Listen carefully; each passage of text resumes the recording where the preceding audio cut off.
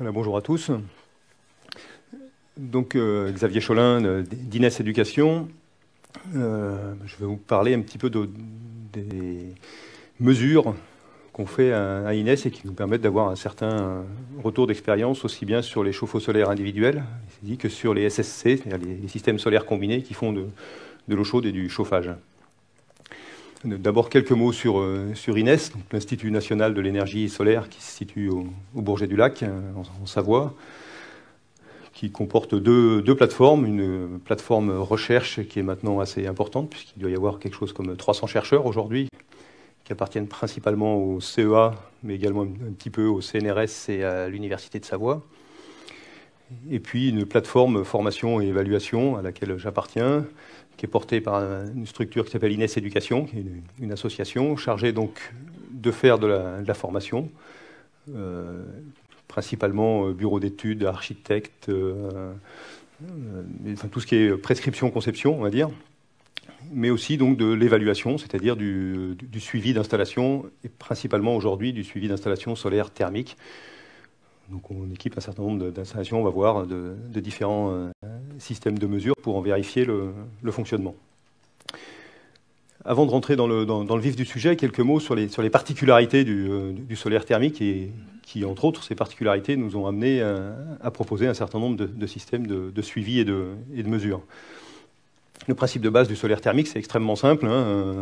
C'est un capteur, il pourrait y en avoir d'un tas de types, mais voilà, on a un capteur qui récupère la chaleur, qui monte en température.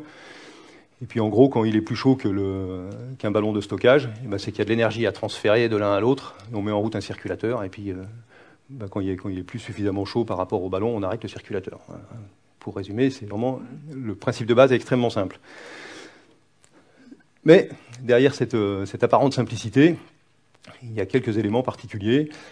Par exemple, un défaut de fonctionnement sur la partie solaire, ça peut passer inaperçu parce qu'il y a toujours une deuxième énergie, dite énergie d'appoint, qui vient contribuer à satisfaire le besoin. Et donc, il n'y a pas de contrôle naturel du dysfonctionnement par la non-satisfaction du besoin.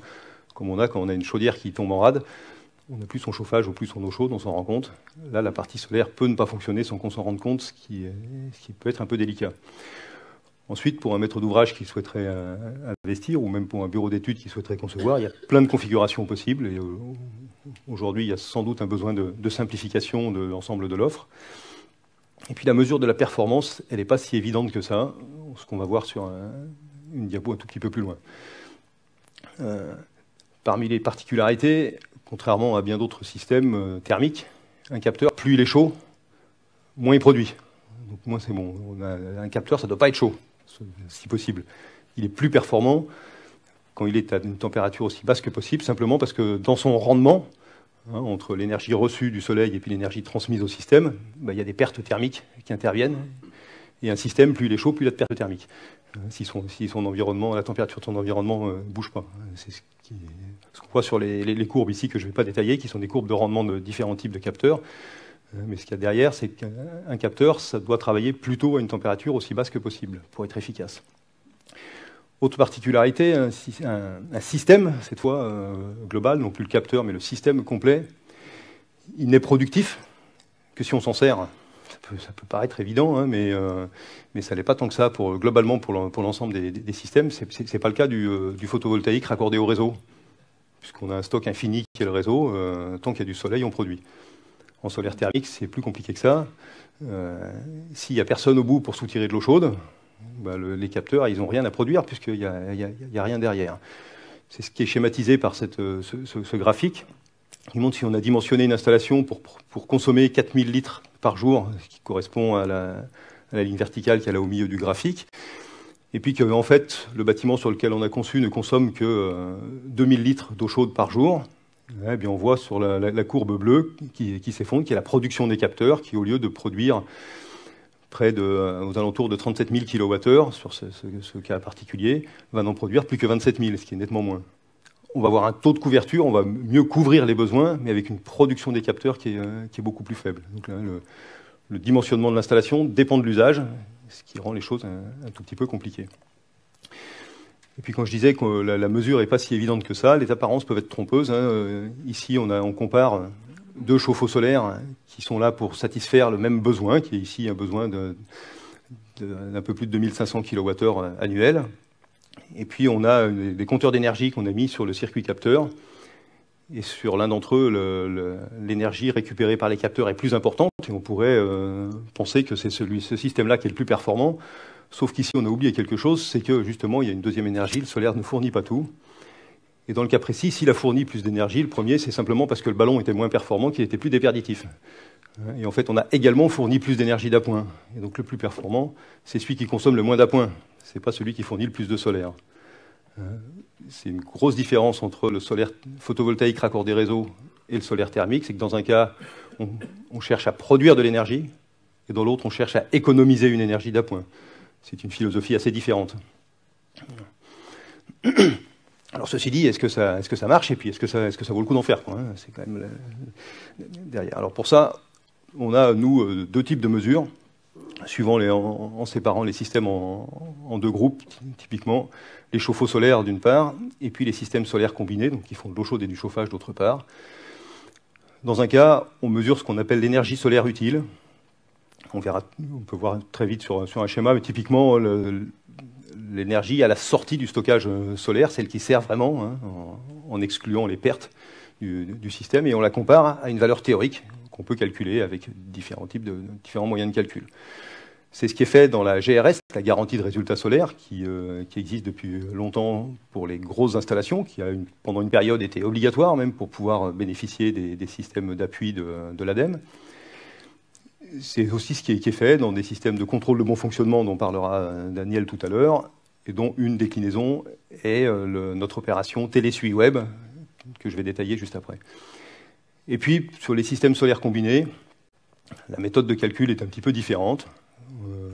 C'est la méthode dont je vais vous parler, qui figure ici, la FSC, qui veut dire fraction solaire ou solarisable des consommations, une méthode qui a été mise au point par l'Agence internationale de l'énergie sur proposition de mon ancien collègue Thomas Letts. L'idée est de comparer cette fois un taux d'économie d'énergie réel d'une installation, alors réel ou calculé si on fait une simulation, avec un taux d'économie d'énergie idéal, et on va voir ce que ça représente dans un instant. Donc l'opération de contrôle de bon fonctionnement proposée par Inès Éducation s'appelle Télésui Web. Elle consiste elle est destinée à l'ensemble des chauffe-eau solaires qui ne sont pas couverts par la GRS. Donc, typiquement toutes les installations individuelles, mais aussi des installations collectives non prises en compte par la GRS, soit parce que le maître d'ouvrage n'a pas voulu en faire, soit parce qu'elle est de petite dimension et que la GRS coûte un petit peu cher, soit parce que la GRS est terminée et puis que le maître d'ouvrage veut continuer à avoir un suivi, etc. Donc nous, on fournit des compteurs d'énergie, ils sont financés par les pouvoirs publics, et puis on fait un calcul personnalisé pour chaque projet. Puis le maître d'ouvrage, en contrepartie, il s'engage à relever les valeurs pendant un temps suffisamment important pour que l'investissement collectif qui a été fait vaille le coup. Et puis, il y a un intérêt. Le premier intérêt direct pour le maître d'ouvrage, c'est de contrôler le fonctionnement de son installation. Et puis, il y a un intérêt pour la collectivité de connaître le fonctionnement d'un parc d'installation. Le principe n'est pas très compliqué. On met de 1 à 3 compteurs d'énergie, typiquement, ce qui nous permet de connaître le besoin en eau chaude sanitaire, en volume et en énergie, de calculer, mesurer directement ou, passant par l'intermédiaire d'un calcul, l'énergie solaire utile. Et puis les résultats, les mesures de ces capteurs sont une des données d'entrée d'une méthode de calcul qui s'appelle SOLO, qui sert aussi pour la GRS,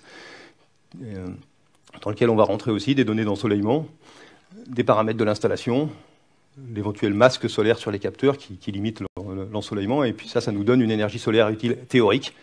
Donc on peut comparer l'une à côté de l'autre, on le verra sur un schéma tout à l'heure, ou faire le ratio entre les deux, et nous on appelle ça ratio de performance de l'installation.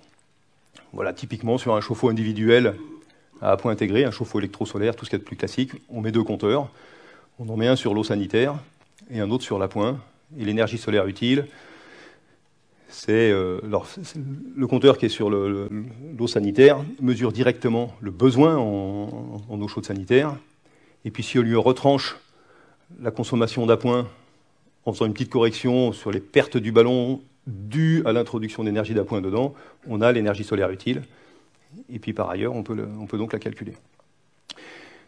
Et donc pour chaque maître d'ouvrage d'un système, il y a 2 pages web qui lui sont dédiées, une qui est privée pour saisir les installations, donc le relevé est manuel sur les installations, et on vient relever des valeurs sur une page qui est dédiée à chacune des installations. Et puis ensuite, les résultats sont sur une page qui elle est publique, et aujourd'hui il y a environ 300 chauffe-eau qui sont suivis comme ça, et donc 300 pages internet qui ressemblent à celle-ci, sur lequel il y a un descriptif de l'installation, de l'ensoleillement sur l'installation, de sa consommation, et puis surtout des résultats. Et donc en particulier, le graphique qu'on a ici sur la partie gauche compare énergie solaire utile mesurée et théorique. Les points noirs, c'est la consommation en eau chaude en énergie. Et puis les 2 barres, avec les 2 bleus, c'est la valeur théorique de l'énergie solaire utile, avec une différence de couleur pour faire apparaître une incertitude de mesure et de calcul du système. Et puis en vert, orange ou rouge, la valeur mesurée. En vert quand tout va bien, en orange quand ça se dégrade, et en rouge quand le système dysfonctionne, ce qui était le cas de cette installation au mois de décembre 2010. Voilà. Et puis l'équivalent en chiffres à côté. Alors voilà un bilan d'un certain nombre d'installations. Ce bilan date d'il y a 1 an, mais aujourd'hui on est dans des chiffres qui sont très très similaires, simplement on a plus d'installations. Il y a aujourd'hui pas loin de 300 installations qui sont suivies, alors collectives et individuelles. Un zoom là sur les installations individuelles qui sont suivies. Et en gros, on a 60% des installations qui ont une efficacité, un ratio de performance qui est supérieur à 0,8. Et 0,8, ça correspondait à la valeur d'incertitude qu'on a mis. Donc au-dessus de 0,8, on considère que l'installation, elle fonctionne très bien. Elle fonctionne comme elle le doit. Elle est au niveau du théorique. Donc en individuel, voilà, nous, on considère qu'il y a 60% qui sont bien, voire excellentes. Et à l'inverse, il y a 10% des installations qui sont en dessous de 40%, donc un peu plus bas que la moitié de la partie inférieure de la zone de tolérance, quoi. Ce qui est un ratio plutôt correct. On n'a que 10% des installations qui ne donnent pas satisfaction dans ce qu'on peut mesurer. Et puis si on regarde un ratio de performance moyen pour l'ensemble des installations, eh bien, il oscille entre 0,8 et 0,9, suivant si les installations elles sont avec un appoint intégré, c'est-à-dire l'énergie elle est dans le ballon, comme sur le schéma que je montrais tout à l'heure, ou si on est en 2 ballons séparés. Le fait qu'on soit un peu moins bon en appoint intégré se justifie à la fois par la méthode de calcul qui lui est peut-être un tout petit peu défavorable, et puis surtout par le fait que quand l'appoint est dans le même ballon que le solaire, il y a manifestement un petit peu plus d'interaction entre les 2 énergies que ce qu'on veut bien croire dans les calculs théoriques.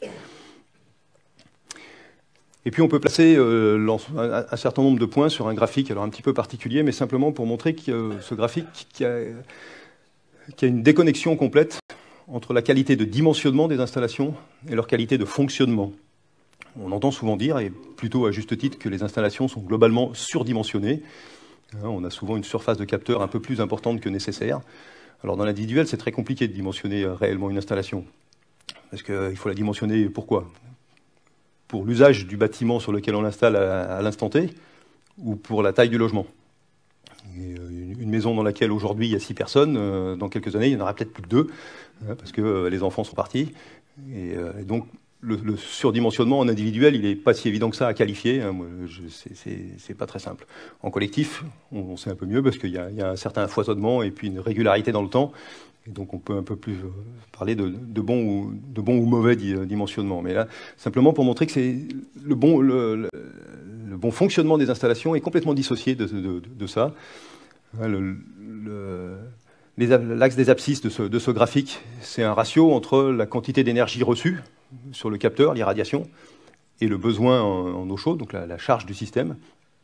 Et puis sur l'autre axe, on a une productivité en énergie utile, donc des kilowattheures par mètre carré et par an.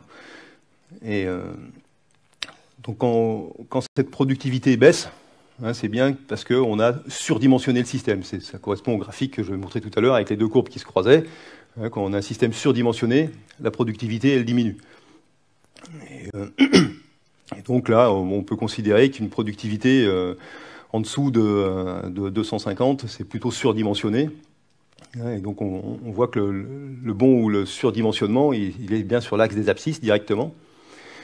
alors que le bon ou le mauvais fonctionnement, il est représenté par les couleurs des points, et on voit bien qu'on a quelque chose de très différent. On peut avoir des systèmes fortement surdimensionnés et qui marchent très bien, et puis on peut aussi malheureusement avoir des systèmes bien dimensionnés et qui ne marchent pas comme il faut, simplement parce qu'éventuellement ils sont tombés en panne. Alors je ne vais pas les lire tous, mais voilà, je vous ai proposé un certain nombre de défauts qu'on peut constater grâce à ce suivi. C'est un des intérêts du suivi, c'est de détecter des choses. Alors quelquefois on les détecte directement quand on fait la visite sur place pour mettre en route le système. Alors des défauts qui peuvent avoir trait à la sécurité, on les signale au maître d'ouvrage pour les régler. C'est le cas de l'absence d'un mitigeur sur une installation individuelle avec risque de brûlure, mais aussi des défauts qui peuvent amener à des dysfonctionnements.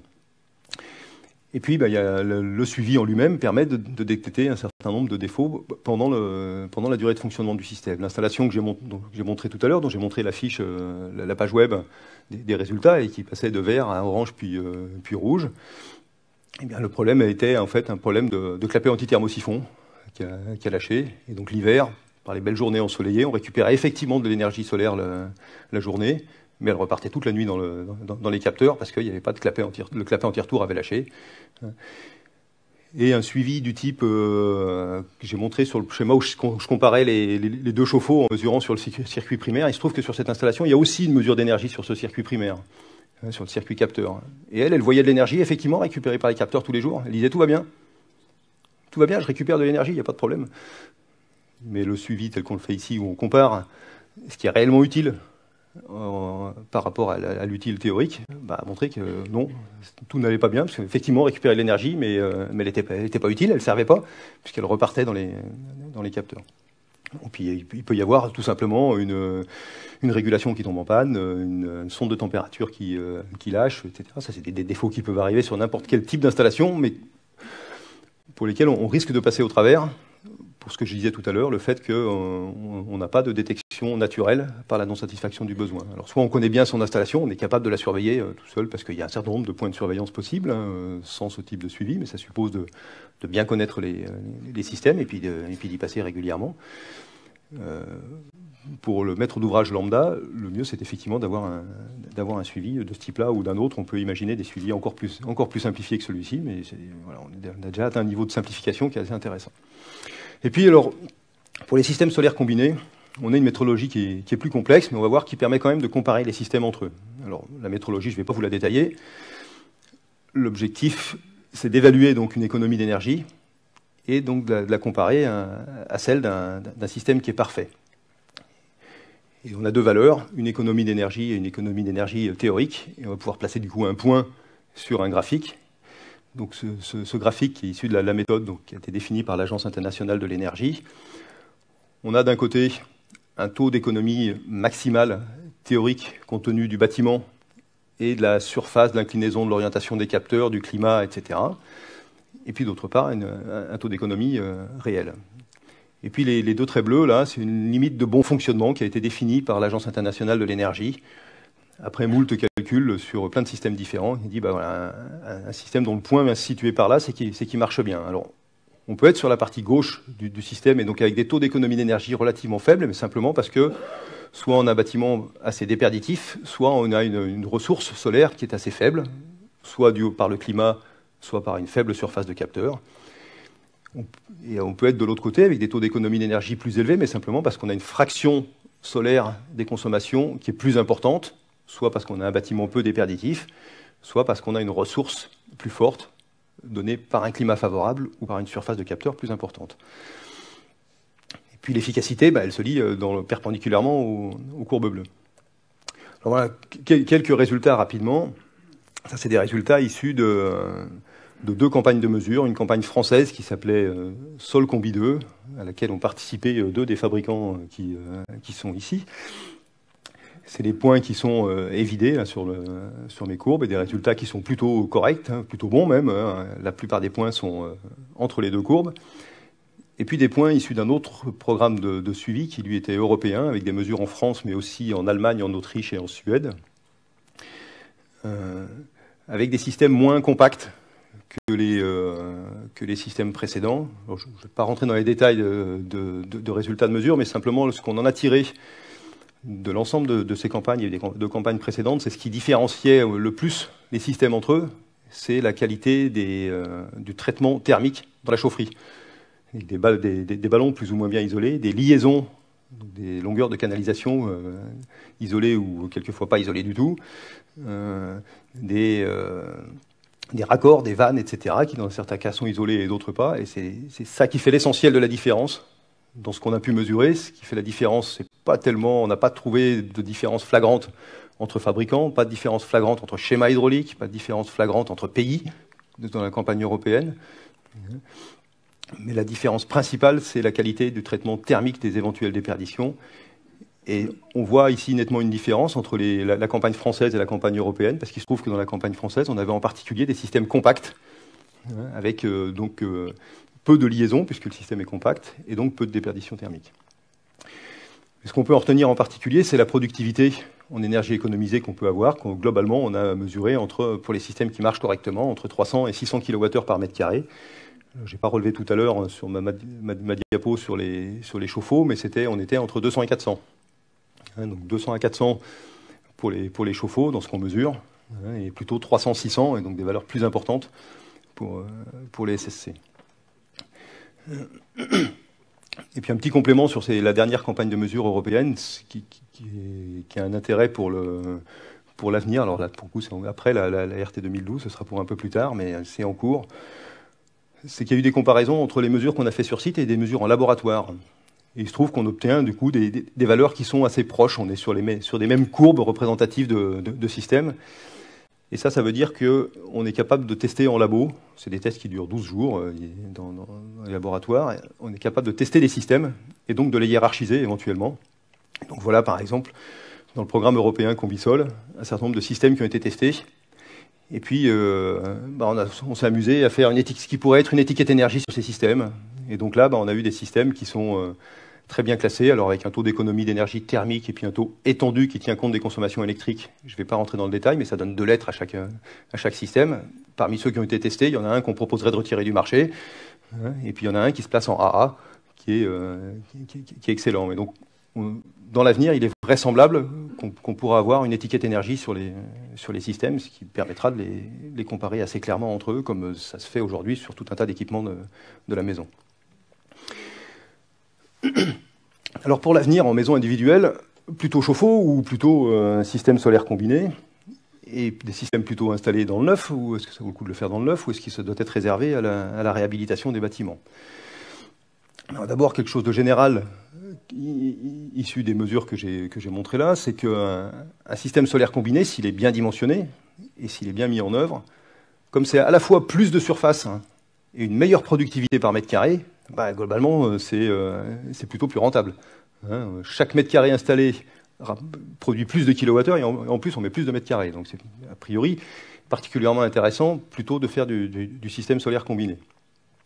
Alors quand je dis rentabilité, voilà, j'ai proposé, je ne vais pas le détailler, peut-être que vous le lirez plutôt tranquillement après coup, une façon de présenter la rentabilité des systèmes pour éviter ce qu'on voit quelquefois, qui est de comparer un coût d'investissement. J'achète mon solaire et puis donc ça me donne un coût du kilowattheure solaire et puis je compare ça à un coût du kilowattheure que j'économise mais que lui je paye au fil du temps, ce qui est quand même pas tout à fait la même chose que de payer aujourd'hui ou de payer sur 20 ans. J'ai considéré que le système, on emprunte 100% de la valeur d'investissement et donc dans les deux cas, on paye sur la durée totale. Et j'arrive dans un exemple où j'ai des capteurs à 1000 euros du mètre carré, un certain taux d'aide, un certain taux d'emprunt, etc. Là, j'ai un exemple où j'arrive à 11 centimes du kilowattheure solaire et puis un kilowattheure d'appoint, en imaginant qu'il va augmenter un petit peu dans l'avenir, qui est à 12. Si mon kilowattheure solaire il est moins cher que mon kilowattheure d'appoint, ça vaut le coup de faire, tout simplement. Et là, dans l'exemple que j'ai pris, j'ai un rendement financier qui est de 29%, ce qui se place pas trop mal comme produit financier. Alors, neuf ou réhabilitation, pour le SSC, plus on va vers une maison passive, alors c'est la RT 2012, on n'est pas encore à un niveau passif, mais quand on va vers la maison passive, le SSC se justifie de moins en moins. Parce que d'abord, c'est des quantités d'énergie à fournir qui sont relativement faibles. Et puis surtout, cette énergie qui reste à fournir en chauffage, elle se trouve sur les mois les plus défavorables au solaire, qui sont les mois de décembre et janvier. Et donc, si on arrive Sur une maison passive, bah, le peu qui a amené, finalement, le facteur qui devient limitant dans le système, c'est la ressource solaire. On n'a plus suffisamment d'ensoleillement pour les quelques énergies qui restent à fournir dans ces périodes peu défavorables. Par contre, un chauffe-eau, bah, dans ce cas-là, oui, bien sûr, lui, le chauffe-eau, il fonctionne sur l'année complète. Et donc, qu'on soit en maison passive ou pas en maison passive, ça ne change rien. Le chauffe-eau reste intéressant. Par contre, dans l'existant, même si on rénove le bâti, on va avoir quand même du mal à descendre le besoin de chauffage en deçà des 50 kWh par mètre carré de surface habitable, ou de surface hors d'œuvre nette. Et donc du coup, là, il reste des intersaisons dans lesquelles le solaire peut faire pas mal des choses intéressantes. Et là, oui, le SSC a toute sa valeur. Et là, il y a un potentiel énorme, puisqu'il y a en France quelque chose comme 14 millions de maisons qui sont à rénover ou à équiper ou à améliorer d'un point de vue énergétique. Et puis je terminerai sur quelques mots sur une étude récente qui concerne la RT 2012. Alors on a dit tout à l'heure que le moteur de calcul il est encore en cours d'évaluation. Néanmoins, Enerplan a sorti récemment une petite étude et qui met en avant l'intérêt du solaire thermique dans la maison individuelle. Simplement, moi, il y a quelques éléments qui me gênent dans cette étude et je me permets de les avancer ici. Parmi les cas étudiés, il y a des cas avec des chauffe-eau solaires individuels, soit avec 2 capteurs 300 litres, soit avec un seul capteur 110 litres et puis un appoint instantané. On trouve des résultats très proches dans un cas comme dans l'autre. Ça me choque pas du tout. Ça me paraît effectivement assez raisonnable qu'un 300 litres avec appoint intégré ou un plus petit système avec l'appoint séparé, on arrive à des économies d'énergie qui sont du même ordre de grandeur. Ça, c'est fort possible. Mais ce qui est surprenant un petit peu sur cette étude, c'est que l'essentiel des gains, enfin pas l'essentiel, 40 à 50% des gains annoncés sur le système, ils ne sont pas faits sur l'eau chaude, ils sont faits sur le chauffage. Donc déjà, ça veut dire qu'implicitement, même si c'est pas indiqué dans l'étude, c'est que le ballon, il est dans le volume chauffé. Bon, peut-être, pourquoi pas, c'est un choix. Chose surprenante, c'est que le ballon de 110 litres, dans l'étude proposée, il perd autant que le ballon de 300 litres. Ce qui me paraît un petit peu surprenant, ça veut dire qu'on n'a pas choisi un ballon particulièrement bien isolé. Et puis plus surprenant encore, si on regarde les chiffres d'un petit peu près, quand on regarde les déperditions quotidiennes de ces ballons, et puis le gain annoncé sur le chauffage, bah, c'est qu'on récupère de la chaleur, donc qui vient baisser le besoin de chauffage pendant, sur certains cas, 9 mois dans l'année. Ça veut dire qu'on a un bâtiment qui est particulièrement mauvais, si ça veut dire qu'on a besoin de le chauffer pendant 9 mois. Donc il y a un petit souci, je ne sais pas s'il est dans la façon dont l'étude a été menée, s'il est dans le moteur de calcul, mais ça amène en plus pour ces systèmes, pour le tout petit chauffe-eau par exemple, ça amène à une productivité de 600 kWh par mètre carré par an. Bah ça, c'est pas réaliste. Dans la réalité, on ne voit jamais un chauffe-eau individuel qui a une productivité aussi élevée. Donc il y a un doute, à mon sens, sur les résultats globaux de cette étude sur les chauffe-eau. Et puis le système solaire combiné, dans cette étude, il est mis en avant de façon un petit peu particulière, à mon sens, avec surdimensionnement du système. Par exemple, dans le texte général de l'étude, il est annoncé que le SSC en zone H3, il permet d'économiser, de faire baisser la consommation d'énergie primaire de 47%. Bon, on met 8 mètres carrés de capteurs, alors qu'on a un besoin global chauffage et eau chaude de moins de 2500 kWh. Pour ceux qui connaissent dans les formations Calisol, Combi, pour les installateurs qui vont faire des SSC, on préconise de mettre 1 mètre carré de capteur pour 1000 kWh de besoin. Donc on n'est pas tout à fait dans ces zones-là, et du coup on arrive à des productivités capteurs annoncées qui sont très faibles. On est à 160 kWh par mètre carré. Alors autant les 600 pour le CESI me paraissent excessifs, pas conforme à la réalité, autant 160 en termes de rentabilité financière, ça me paraît un petit peu douteux. Et les capteurs supplémentaires par rapport au CESI, eux, ils rapportent que 50 kWh par mètre carré, ce qui est extrêmement faible. Alors je ne dis pas qu'il ne faut pas faire de SSC sur la RT 2012, je dis simplement, cette étude, j'ai des doutes sur la qualité des résultats sortis.